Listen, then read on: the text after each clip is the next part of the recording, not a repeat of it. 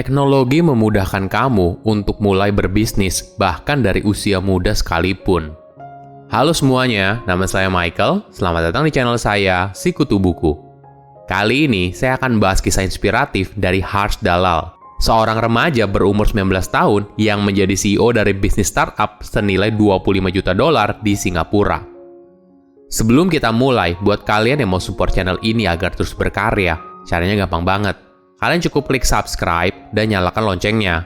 Dukungan kalian membantu banget supaya kita bisa rutin posting dan bersama-sama belajar di channel ini. Harsh Dalal bersama keluarganya pindah dari India ke Singapura saat dia berusia 6 tahun. Harsh tumbuh besar berpindah-pindah dari satu flat ke flat lainnya, hingga akhirnya keluarganya membeli sebuah apartemen. Setiap kali pindah rumah, dia kehilangan teman lamanya. Ditambah lagi, Harsh merupakan anak yang boleh dibilang cukup pemalu dan sulit mencari teman baru. Jadi, alih-alih berada di taman bermain, Harsh banyak menghabiskan waktu di rumah di depan laptop. Dia pertama kali mulai coding ketika usianya 11 tahun. Bosan dengan handphone Android-nya yang hanya berisi satu game saja, Harsh berusaha untuk meretas handphonenya walaupun gagal untuk menginstal operating system baru untuk mendownload game lebih banyak. Setelah dia lulus sekolah dasar, ibunya memberikan dia hadiah berupa iPhone 4. Kali ini, dia berhasil melakukan jailbreak berkat waktu berjam-jam menonton tutorial di YouTube. Pengalaman ini lalu membuat Harsh sangat tertarik dengan sistem dari Apple. Dia pun lalu berusaha mencari informasi lebih lanjut di forum Apple Developer dan berteman dengan 4 remaja asing yang berusia 14 hingga 17 tahun. Mereka semua berasal dari negara yang berbeda, yaitu Amerika Serikat, Rusia, Norwegia, dan Singapura.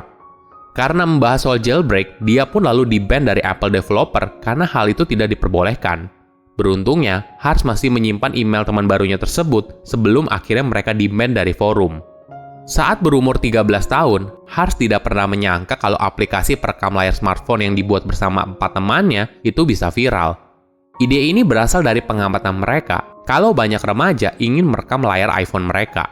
Namun saat itu, belum ada aplikasi perekam layar yang bisa digunakan di iPhone tanpa harus jailbreak. Inilah yang ternyata membuat aplikasinya meledak. Dalam beberapa minggu pertama, aplikasinya diunduh lebih dari 5 juta kali. Meskipun viral, ternyata mereka tidak mendapatkan keuntungan sepeser pun. Bagi Harsh, ini adalah peluang yang terlewatkan, karena mereka tidak tahu caranya melakukan monetisasi di aplikasi tersebut.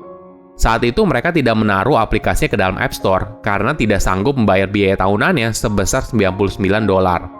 Jadi, mereka hanya mengupload aplikasinya di hosting provider gratisan.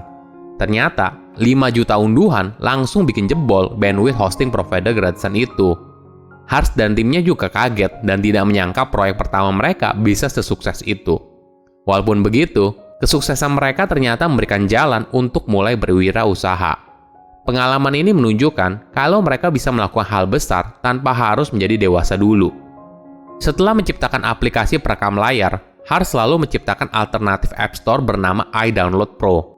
Di sana, para developer bisa mengupload aplikasi buatan mereka yang ditolak di App Store.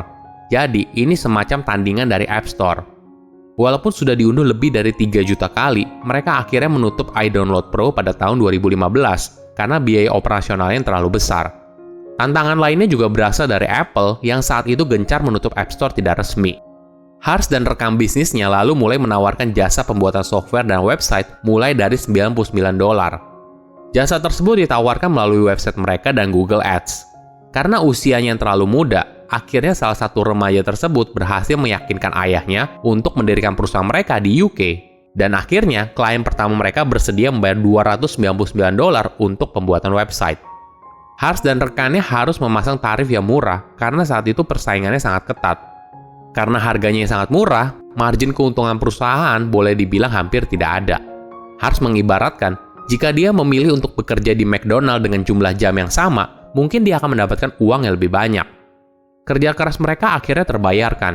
Mereka berhasil menang tender dari sebuah proyek senilai $100.000 untuk membuat aplikasi marketing dari sebuah perusahaan multinasional.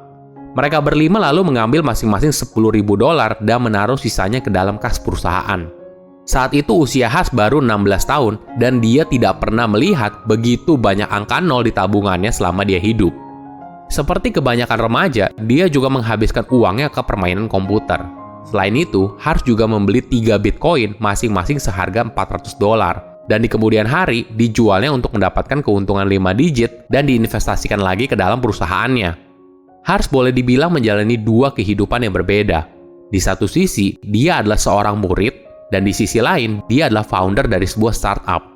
Kesibukannya sangat menumpuk membuat Hars kesulitan untuk menjaga hubungan pertemanan. Sangat sulit bagi dia untuk bisa meluangkan waktu bersama teman, seperti kebanyakan anak usianya. Walaupun bisnisnya berjalan lancar dan menghasilkan uang yang lumayan banyak, Hars tidak suka diperintah oleh klien. Maklum saja, saat itu perusahaannya merupakan software dan website developer. Jadi, klien adalah raja dan kepuasan klien merupakan hal nomor 1. Hars merasa dirinya dikekang dan tidak ada kebebasan sama sekali. Hingga akhirnya, pada tahun 2017, dia memutuskan untuk merubah arah perusahaannya menjadi fokus pada pengembangan software. Awalnya Hars dan tim sedang menciptakan tool internal untuk dipakai karyawannya dalam berkolaborasi dengan lebih baik. Karena saat itu, karyawannya tersebar di berbagai negara dan di zona waktu yang berbeda. Pengalaman ini membawa mereka untuk menciptakan platform software pertamanya yang bernama Xenon.